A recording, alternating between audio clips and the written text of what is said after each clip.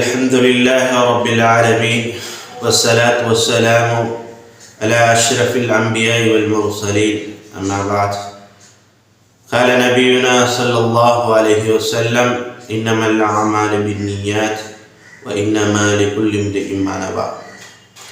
அன்புக்குரிய சகோதரர்களே, நாம் இன்று உம்ராவை பாத்திலாக்கக்கூடிய சில விடயங்களை நாங்கள் இங்கே பார்க்க இருக்கிறோம். அதில் முதலாவதாக லுபுசுல் மஹீத், ஒரு மனிதர் தைத்த ஆடையை அவர் அணிவாராக இருந்தால் இஹ்ராம் கட்டியதன் பின்னாலும் சரி அல்லது இஹ்ராம் கட்டுகின்ற போதும் சரி அல்லது இஹ்ராம் கட்டி அவர் உம்ராவுடைய கடமையை நிறைவேற்றுகின்ற வரையில், உம்ராவுடைய ஃபர்துகளை அவர் நிறைவேற்றுகின்ற வரையில், அவர் அதற்கு இடைப்பட்ட காலத்தில் அவர் தைத்த ஆடையை அணிவாராக இருந்தால் அவருடைய உம்ரா பாத்திலாகும்.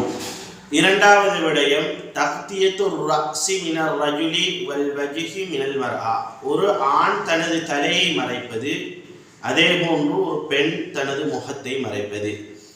ஆண் தலையை மறைக்கின்ற போதும் பெண் தனது முகத்தை மறைக்கின்ற போதும் அவர்களுடைய உம்ரா கடமை பாத்திலாகும். மூன்றாவது தர்ஜீலு ஷஅர், முடிகளை வாருதல்.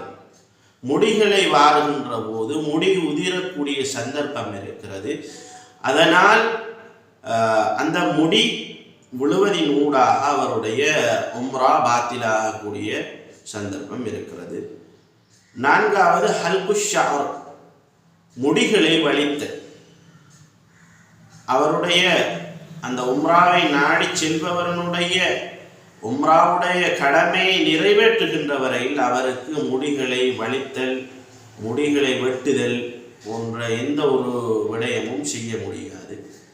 ஐந்தாவதாக தக்லீமுல் அக்ஃபார், ஒரு மனிதர் அவருடைய நகங்களை கத்தரித்தல் அல்லது பிடுங்குதல் அல்லது கடித்து அதனை துப்புதல், இது போன்ற விடயங்களும் உம்ராவை பாத்திலாக்கக்கூடிய விடயமாக இருக்கிறது. ஆறாவது அத்தீப், ஒரு மனிதர் எஹ்ராம் கட்டியதன் பின்னர் அவர் மனம் பூசுதல் என்ற விடயம் உம்ராவை பாத்திலாகக்கூடிய விடயமாக இருக்கிறது. அதனால் நாங்கள் எஹ்ராம் அணிந்ததன் பின்னர் மனம் பூசிக்கொள்ளுகின்ற விடயத்தை முற்றுமுழுதாக தவிர்த்து கொள்ள வேண்டும். மனம் பூசுதல் என்பது உம்ராவை பாத்திலாகக்கூடிய ஒரு விடயமாக இருந்து கொண்டிருக்கிறது. ஏழாவது கத்லு சயீத், ஹரம் ஷரீஃபில் மக்காவில் காபாவில் இருக்கக்கூடிய பிராணிகளை வேட்டையாடுதல், அதை கொல்லுதல் அல்லது அதனை இறக்கச் செய்தல் போன்ற விடயங்கள் தடை செய்யப்பட்டவையாகும். இதன் மூலமாகவும் ஒருத்தருடைய உம்ரா பாத்திலாகக்கூடிய சந்தர்ப்பம் இருக்கிறது. எட்டாவது அக்துன் நிக்காஹ், நிக்காஹுடைய பேச்சுவார்த்தைகள், நிக்காஹ் உடன்படிக்கைகள் போன்ற விடயங்களும், திருமணம் அங்கே முடித்து கொள்ளுதல், திருமணம் முடித்து வைத்தல் போன்ற விடயங்கள் தடை செய்யப்பட்ட ஒரு விடயமாகும். அங்கே அவ்வாறு நிக்காஹுடைய உடன்படிக்கைகள், திருமணம் முடித்து வைத்தல் போன்ற விடயங்கள் இடம்பெறுமாயின் அந்த உம்ரா பாத்திலாக ஆகிவிடும். ஒன்பதாவது அல் ஜிமாஉ வல் வத், ஒரு மனிதர் உடலுறவு கொண்டால், தனது மனைவியோடு உடலுறவு கொண்டால் அவருடைய உம்ரா முறிந்துவிடும், அதாவது உம்ரா பாத்திலாகிவிடும். இஹ்ராம் அணிந்ததிலிருந்து அவர் உம்ராவுடைய கடமையை சரிவர செவ்வனே நிறைவேற்றுகின்ற வரையில் அவருக்கு இந்த உடலுறவு என்ற விடயம் தடை செய்யப்பட்ட ஒரு விடயமாக இருக்கிறது. அந்த விடயத்தை செய்வாராயின் அவருடைய உம்ரா பாத்திலாகிவிடும்.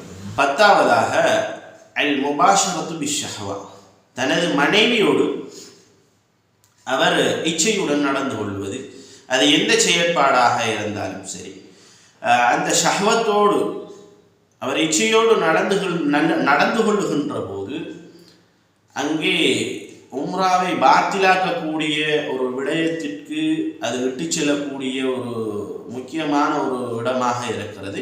அதனால் அந்த ஷஹ்வத்தோடு நடந்து கொள்ளுகின்ற அந்த தன்மையும் உண்மையில் அது உம்ராவை பாத்திலாக்கக்கூடிய ஒரு விடயமாக இருக்கிறது.